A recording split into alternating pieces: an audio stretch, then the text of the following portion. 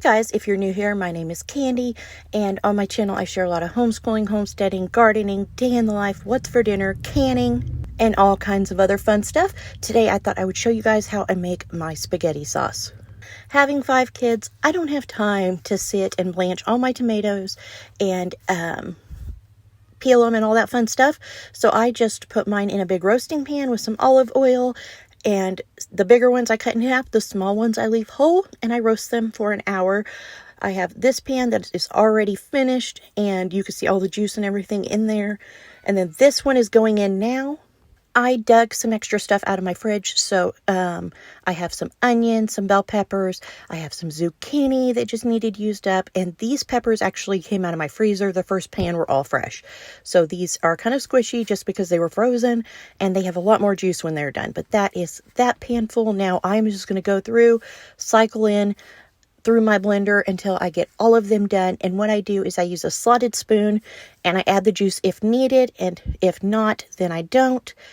And if you have a good blender, it will blend up all the skins and everything, and you'll never know that you ever even didn't peel the skins off. So I'm using some of this Mrs. Wages seasoning. I also put in some sugar and a little bit of apple cider vinegar. Not a lot, because I don't want to really taste the apple cider vinegar in my spaghetti sauce, but just enough to make sure I have enough acid in my sauce as far as flavor. And then this is just a Mrs. Wages seasoning. You'll notice my sauce is not super red. That is because a lot of the tomatoes that I grew and used in the sauce this year were called Sunset Sauce tomatoes, and they actually stay orange. They don't turn red. And I really wanted to try them. They're lower in the acid content, and so they're supposed to be like less of a stomach issue. I do have one kid who, if she eats too much tomato sauce, gets acid reflux. So I just thought we would try that out and see if we enjoy them. And we have used this sauce several times, and we enjoy it. So here I'm just showing you the consistency of my sauce. I am going to let it cook down for a couple hours until it just gets to be as thick as we enjoy it. I mean, obviously it's a preference, but if you like a thinner sauce, then you can leave it thinner. If it's too thin and you want it to thicken, you just let it cook down a few hours.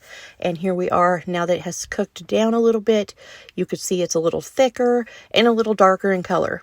The kids could smell it cooking all day, and they were like, oh my goodness, we need to try it. So I have some bow tie pasta here I cooked and drained, and I'm going to add a few ladles full of this sauce to it, give it a stir, and that's going to be our lunch today because, like I said, they can smell it. They want to know what it tastes like. What's funny about this is when I filled my jars, if I wouldn't have used this up, I would have came out perfectly on my jars, but because we used some, I ended up a little short on one jar. So when I get to that at the end, you'll see one jar is kind of red on top. I took just a can of like 4 ounce or 8 ounce or whatever it was, small can of tomato sauce, warmed it up in a pan and added that to my sauce just because I wanted to make sure that I had the correct headspace on my pasta. So anyways, that was our lunch. The kids really enjoyed it. They said it was perfect as it was, so I didn't change it any. I did let it cook down a little bit more though, as you can see. And now I have my jars. I'm going to go ahead and get those filled up with the sauce and then get them in my canner. I am going to can them at the pressure and the time for my zone. If you don't have the Ball Blue Book of Canning, I definitely recommend that because it gives you everything you need to know as far as pressure canning and water bathing. But especially when it comes to pressure canning, you want to make sure you're right on your elevation and things. And so check that out. I mean, I do some Rebel canning, but certain things I just feel more comfortable following the rules on. And since I'm already using the skins of my tomatoes in this, I do follow my rules as far as the pressure and the weight for my pasta sauce. I'm really sad that because when I got sick with COVID and there was so much going on as far as me having COVID and pneumonia, and we have animals to care for, the kids were taken care of, and the kids were helping each other cook and things like that, there just wasn't time or people available to take care of the garden. So my garden just kind of went to the wayside. This is all my tomatoes I got this year other than some salsa that the kids did. But I'm just really sad about that. My garden was doing so great before I got sick. I had the most big, beautiful Cherokee purples and sunset tomatoes going on, and we were eating them every day on sandwiches and salads and things, and then freezing a bunch, and then I got sick. And like I said, when I got sick, it was just like everything came to a grinding halt. By the time I got better, because it took me 5.5 weeks to get better, I got COVID, I got pneumonia, I got double ear infection, 3 rounds of antibiotics later, I finally got rid of the pneumonia and the ear infection, and of course my COVID kind of cycled through, and I had the infusion for that, so that helped. And then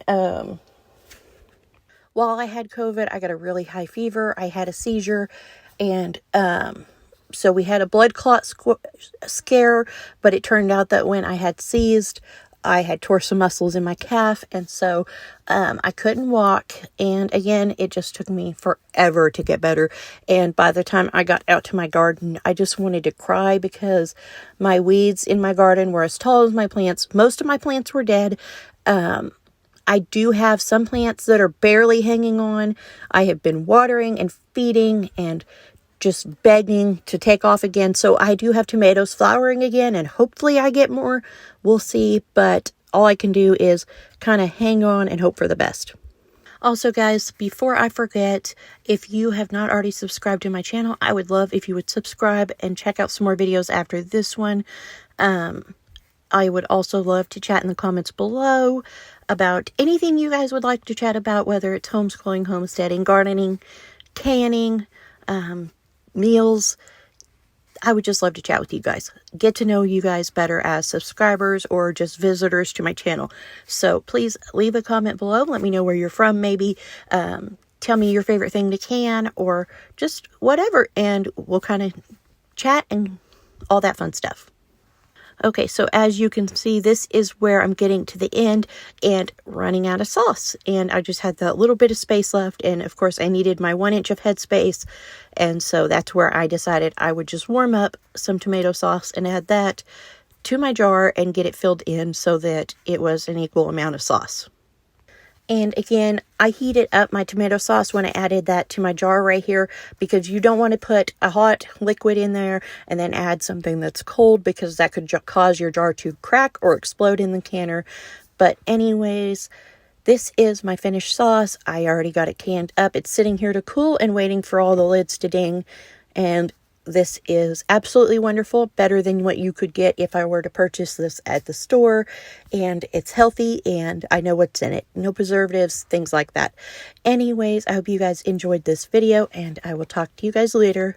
Bye!